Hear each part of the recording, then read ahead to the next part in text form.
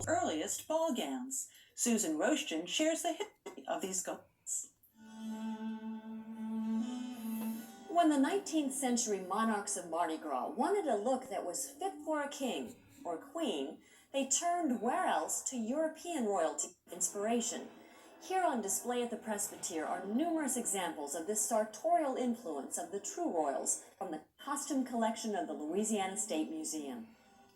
I find it interesting that once carnival courts, kings and queens, dukes and maids really became a predictable part of carnival by the 1870s and the 1880s, that they began looking back not just to recent true European royalty, but even ancient European royalty.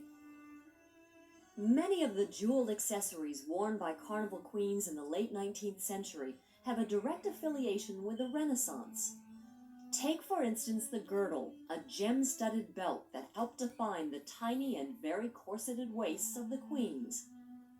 The girdle has antecedents going back hundreds of years. We've seen images in paintings and in prints, drawings of women wearing jeweled belts around their waists as far back, at least as the 14th, 15th century.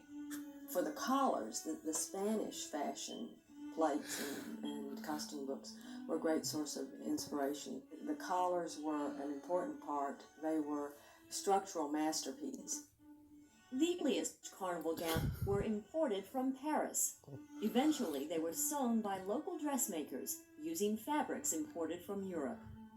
We're talking about exquisite laces, cloth of gold and cloth of silver, the likes of which was not being made in the United States. Just like the gown itself, the collar, the crown, the scepter, the mantle, the costume as a whole, the more excessive it was, the greater it symbolized the status of the wearer and therefore the wearer's family and their standing in society. Besides displaying prestige, the glittering ornamentation of the 19th century carnival costumes took best advantage of the dim lighting of the era. Until electricity became prominent, you were dealing with gaslight. And so the gaudier it was and the more outrageous the colors, the more effective it was in the area of the spectacle. Queen's gowns were usually silk, sometimes satin, and they were enveloped with brilliance in the form of crystals to catch the light, because the idea is when the queen and the king walk out, you want the audience to go, ah, you want the gasp. So accustomed are we to the pure white gowns worn by carnival nobility today that colorful dresses or themed queen ensembles seem almost unimaginable. Maids' gowns and queens' gowns, they were not always white. A lot of the newspapers, fortunately, during an era when color photography was not possible, they help us a great deal to understand that these gowns were yellow and pink and blue. When she was honored as the queen of the mystic crew of Comus, Winnie Davis, daughter of the deceased the Confederate Davis, did not appear in a traditional queen's gown. In 1892, the theme that Comus selected for the ball parade was on the land of the rising sun. Jenny Wilde, who was the costumes designer and the flip designer for Comus at the time, designed a kimono for Winnie Davis to wear at the ball and for her three maids to wear as well. The trappings of European royalty, custom-made gowns with flowing trains and mantles, to bejeweled crowns and scepters, are essential elements of our New Orleans carnival monarchs as they assume their temporal reign as kings and queens. Every king and queen of carnival is adorned with exquisite jewels for their ball. Let's join Ronnie Vergis as he chronicles a 2004 exhibit at the Louisiana State Museum that shows the history of some of these treasures and the artist who designed them.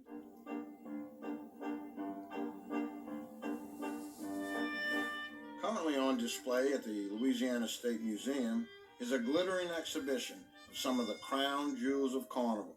This is the fourth in a series of shows devoted to the arts and artists of Carnival during the Golden Age, that period of Mardi Gras opulence and excess from the 19th century to the first quarter of the 20th century, explored by Carnival historian and curator Henry Schindler.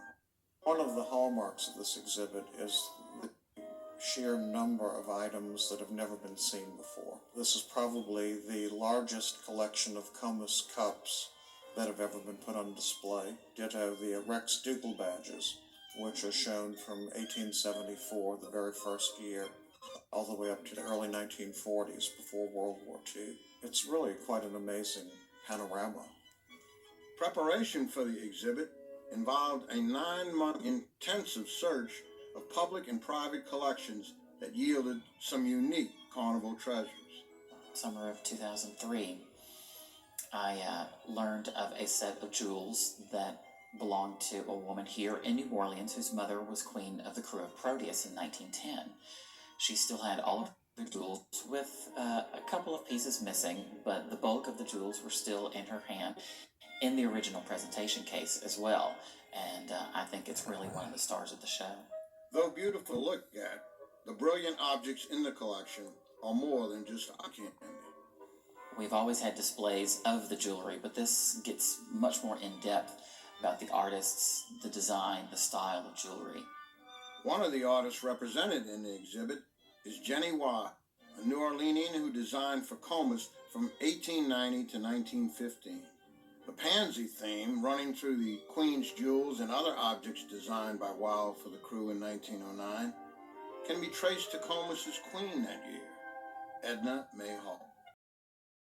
Daughter, Bonnie Boyd, talks about her grandmother's reign. Well, she was 18 or 19 in 1909, and she was little bitty. She was, the year that she was queen, she could not have been more than about 4'11" and had the tiny waist. I mean, you can see that from the stomacher that's in the exhibit. Her father, my great-grandfather, wanted to do as much as was possible in the pansy thing. It was Ime's favorite flower. Plus, from Boyd's family for a dozen years, these rare Comus jewels turned up in a most unlikely setting. There is a wonderful facility called the Sporting House, the brothel, in back of your hall, and there in the showcase was my grandmother's stomacher and the bracelets and part of the scepter, and these were the missing pieces. And there was an article done in the newspaper about it, and the headline said, "Comus Queen's Jewels Found in Brothel." My mother just thought that was swell. The exhibit features drawings by Wilde and another New Orleans designer, Bror Anders Wickstrom. After these designs were executed on paper, the renderings were sent to jewelers in Paris. We have a pair of original shipping invoices from a jeweler in Paris from 1928, documenting a full set of jewelry for both the Queen and for Comus. The complete price, I believe, is 10,500 francs. It comes out to about $2,000. These jewels, of course, are faux jewels. That's their great charm. But they give the impression of great wealth, of a sultan's ransom. Smaller in size, but less impressive in their craftsmanship, are the favor pins featured in the exhibit. There are many stories associated with the favor pins, but the most romantic has to be the one told to Schindler about a custom call-out favor from an anonymous masker at the 1898 Proteus Ball.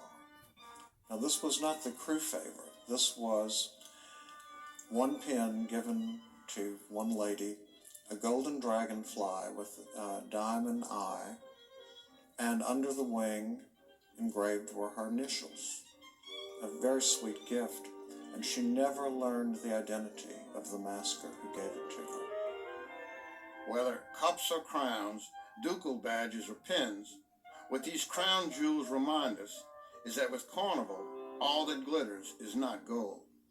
Sometimes it's an artfully arranged bit of paste, a well-told tale, or the find of a lifetime. For Rex and his court, looking picture perfect means getting some special attention on their big day. Jennifer John introduces us to His Majesty's makeup artists. For many of us, putting on our own makeup is part of a daily ritual. For Rex and his queen, it rises to the level of artistry. Each year, their Majesty's faces receive the ultimate royal treatment. For 4 generations, the Dillon family has stood as the royal makeup artists. Charles Edward was my grandfather, and he started with Rex in 1928, but he started making up way before then. Being from an actor's family, he started acting at an early age of 11. In 1932, he needed my dad to help him. My dad made up the kids up until 1959. My grandpa to make the king, so my grandfather making the pages, my daddy started making the kings. My grandfather took me and showed me, what to do. And in 1963, he was too sick to go to, and I went with my dad. To ensure the continuity of His Majesty's regal appearance, Mark Dillon, Jack's son, works closely with his dad. I was brought in when my grandfather passed, and I now help my father with the pages for Rex. My grandfather made up 27 Rex. My dad made up 34, and I'll be on 11.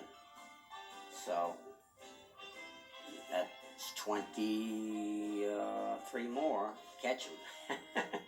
24 to pass him. Then it's his turn. Fabulous gown, incredible collar.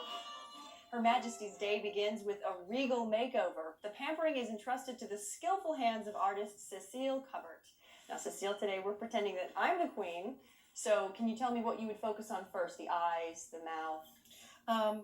The skin. Every face is different, and certainly you want the queen to feel like she's approachable, not so made up. At this point, I like to do lips because that gives me an idea of what I have to do to the rest of the face.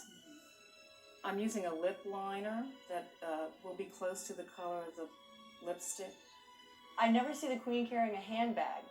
So I'm wondering, how does she keep her makeup looking perfect all night long? Does she have somebody following her around? Part of what makes it stay so well is the powder that I put on. The more layers of powder that you put, the longer the makeup will last. This is a secret that Max Factor had when he did movies, and it continues to be one of the main ways to have makeup last and stay even. There are lots of people that are involved on the balls, and all of us are working all year for this one special day for this girl. It's something that's unique to New Orleans, and I love it. This is really a society ball, and what they're looking for is more of a Grace Kelly look, which I thought you were a great candidate for that. Mirror, mirror on the wall, let me be the fairest of them all. Or at the very least, find a way to let me be Queen of Carnival for just a day. Only until recently has attention been paid to early New Orleans parade designers. Some were women. Dawn Hardy tells us about those gifted artists who contributed so greatly to what is considered the golden age of the New Orleans Carnival. When carnival monarchs roll down the streets in larger-than-life floats, they are literally riding on the inspiration created by legendary float designers, most of whom were women. At a time when professional opportunities for women were few in the mid-19th century, two of the earliest and finest carnival designers were women. Carlotta Boncaz was the first, a Creole lady whose life is still very much steeped in mystery, and Jenny Weil. Carlotta Boncaz began designing for Proteus in 1885, and from the beginning her work had a flair for the fantastic. Carlotta Boncaz, for her part, was devoted to whimsy.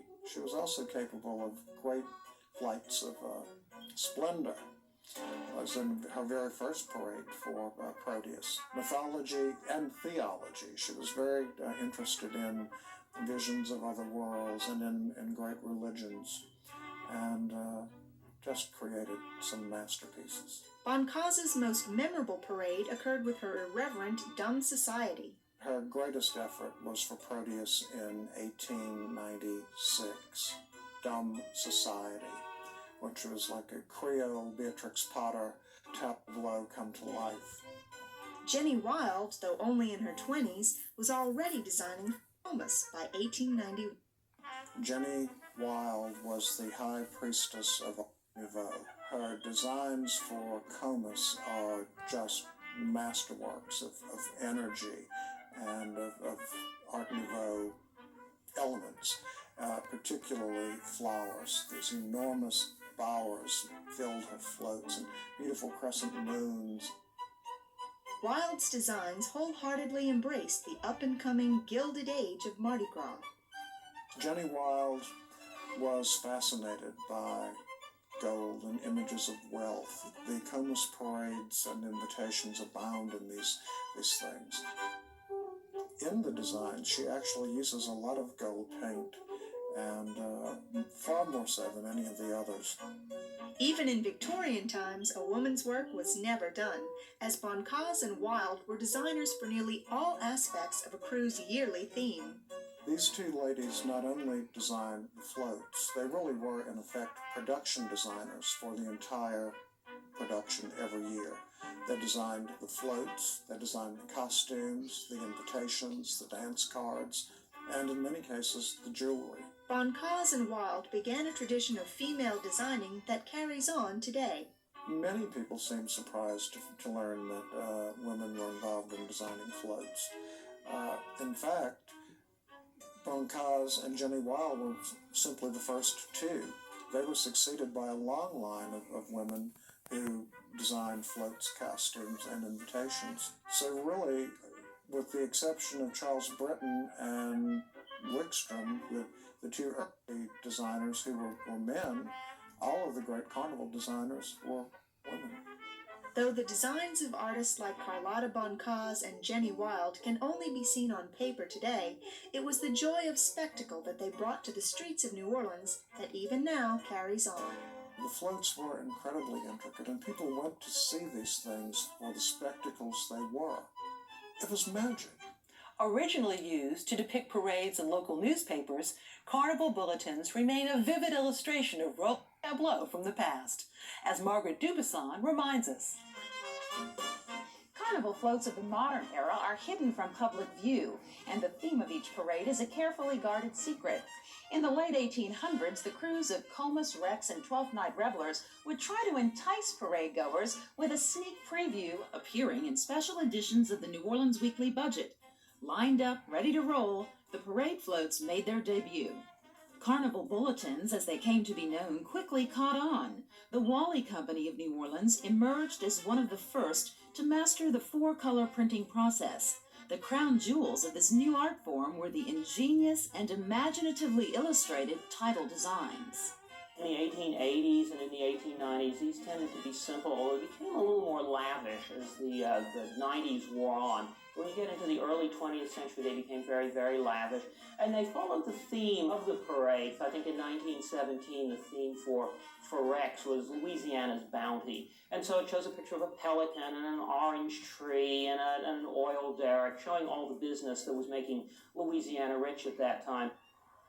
Carnival bulletins were sold with newspaper subscriptions, available at newsstands and hawked by newsboys on every street corner on parade day. Like today's travel brochures, they followed a standardized folded format. On the front and side pages, businesses promoted their wares, for everything from funeral parlors and liquor stores to wagons and pianos. The bulletin centerfolds provided amazingly accurate portrayals when compared to early photos such as the 1906-themed Visions of Nations Rex Parade, rolling down Canal Street on Mardi Gras Day. Giving tradition a bit of a jolt, the 1889 crew of Electra Bulletin captured the astonishing sight of a floatless parade.